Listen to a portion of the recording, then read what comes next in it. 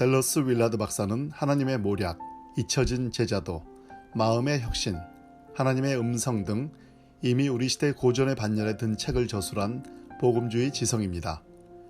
미국 남가주대 철학과 교수이자 남침리의 교단에서 안수받은 목회자인 윌라드 박사는 값싼 은혜, 공허한 성공을 추구하는 이 땅에서 예수 그리스도를 따르는 제자의 삶이 얼마나 혁명적이며 짜릿한지를, 그리고 우리는 얼마나 그 본질과 떨어져 있는지를 알려주는 영적 스승입니다. 그는 제자와 크리스찬을 구분합니다. 크리스찬은 예수 그리스도를 믿는다고 고백하는 사람입니다. 그러나 고백한다고 해서 꼭 제자가 되는 것은 아닙니다.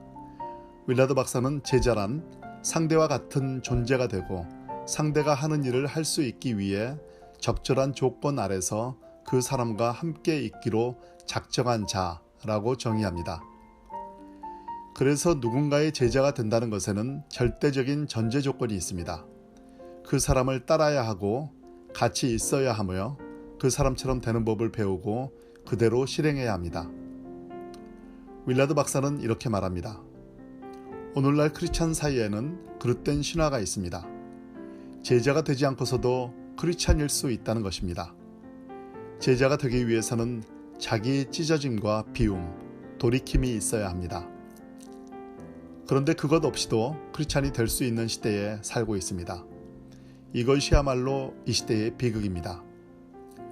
그는 이를 지상명령, 그레이트 커미션의 중대한 누락, 그레이트 오미션이라고 표현합니다.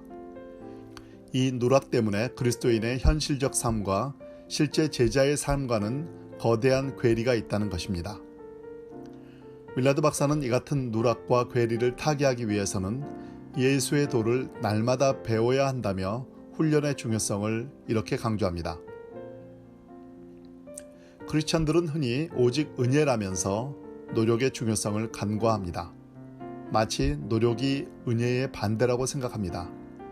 그러나 은혜의 반대는 공로이며 날마다 새로워지려는 영적 노력은 제자의 삶에서 절실한 가치입니다.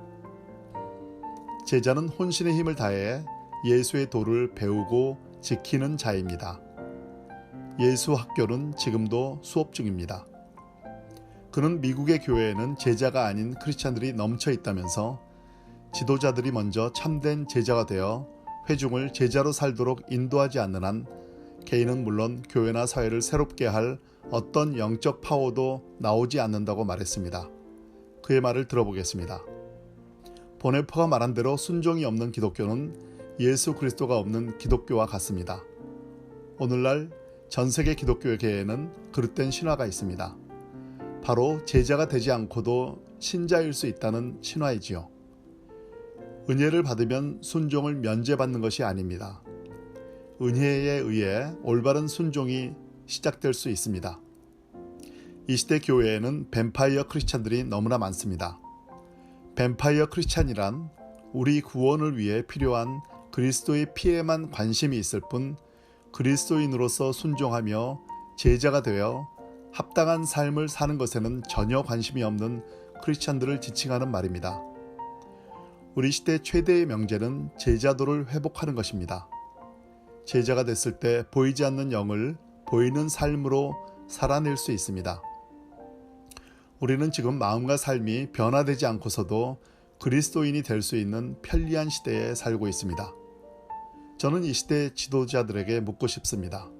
여러분들은 참된 제자도가 없는 사람들에게 어떤 권세와 근거로 세례를 주며 감히 그들과 하나님이 화목한 사이라고 선포할 수 있습니까? 라고요. 윌라드 박사는 예수의 제자는 소위 전임사역자라는 종교적 일에만 헌신한 자만을 지칭하는 것이 아니라고 강조했습니다. 목회자건 성도건 어떤 삶을 살던 자신의 실제 생활이 예수 제자로서 사는 삶의 장이라는 사실을 인식해야 한다는 것입니다. 나는 예수 그리스도로부터 오늘이라는 이 시간에 실제 삶을 사는 법을 배우고 있습니다. 나의 목표는 예수 그리스도가 나라면 살아가실 그 모습대로 살 수 있는 것입니다. 결국 예수의 제자도는 무엇을 하느냐, doing의 문제가 아니라 어떤 존재가 되느냐, being의 문제인 것이지요. 윌라드 박사는 언제나 하나님 나라를 말합니다. 그가 강조하는 하나님 나라는 바로 지금 여기에 있는 어떤 실체입니다. 지금 여기서 제자의 삶을 사는 것, 그것이 바로 예수 제자가 누리는 천국의 삶이라는 것입니다. 영혼이란 장차 일어나기를 기다리는 것이 아닙니다.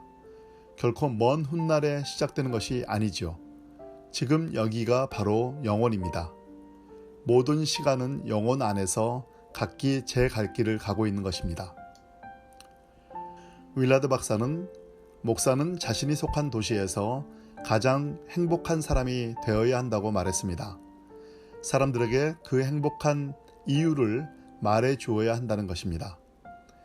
그는 성공을 이렇게 풀이합니다. 크리스천들에게 성공은 거룩함에 이르는 것입니다. 말과 행동에서 성령의 열매가 나타나는 것이 바로 성공입니다. 거룩하기 위해서는 하나님의 음성을 들으며 마음의 혁신을 이루어야 합니다. 그 혁신은 제자가 되지 않고서는 이루어지지 않습니다. 제자가 되기 위해서는 돌아서야 합니다. 자기를 찢어야 합니다.